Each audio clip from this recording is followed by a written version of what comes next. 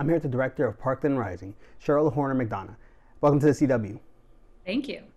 So can you tell us about your film? I think the film, in some ways, is not quite what people expect it to be. It is a school with, a film which, on the surface, is about a tragic school shooting, but it really is focused on the activism that came out of that terrible event, and it focuses on several of the student survivors and families who became strong proponents for gun reform in the wake of that shooting.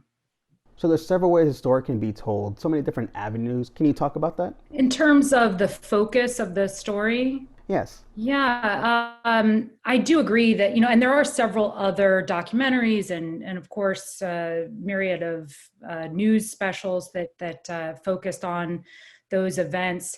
And I think there are just so many stories. And so I don't think of them as, I don't think of it as one story. I think that there are teacher stories, there are victim stories, there's a crime story.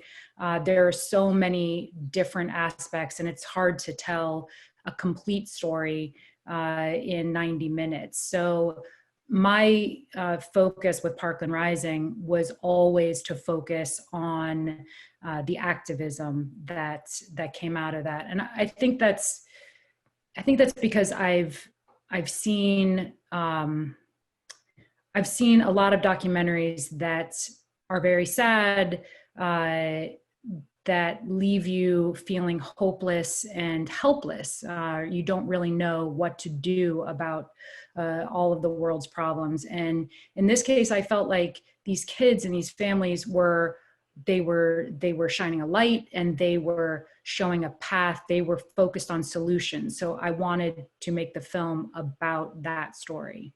I feel like documentary filmmakers have a moment, be it in the editing bay or while they're shooting or interviewing, that they find their film. Was there a moment like that for you?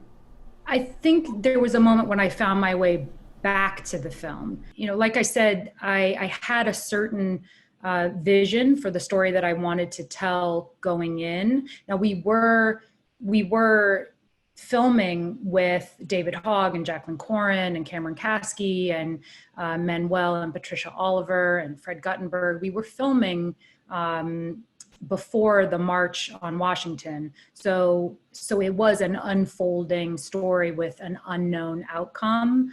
But I did want to make it about the movement that they were in the midst of creating. So that was the focus. We then filmed so much for so long that I felt like we were drowning in other footage, other stories, and other tangents. So I think for me in the edit room, it was trying to stay focused on that thread and just not going off in a million other directions. So the Bentonville Film Festival is a very mission-based festival with inclusion in front and behind the camera. What does it mean to you to have Parkland Rising to be a part of BFF?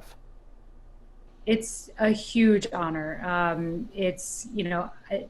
The only thing that could make this better, of course, would be being there in person. I so wish that we're able to come this year. But it's just a huge honor to be part of it. And, I've been seeing all the coverage, and, I've been reading the interviews with Gina Davis, who I did have the pleasure of meeting once. And, I'm just thrilled to be included. All right, to wrap up, any social media you want to put out there? They can go to parklandrising.com or parklanddocumentary.com, and there's all kinds of information available there. Thank you so much for your time. Thank you.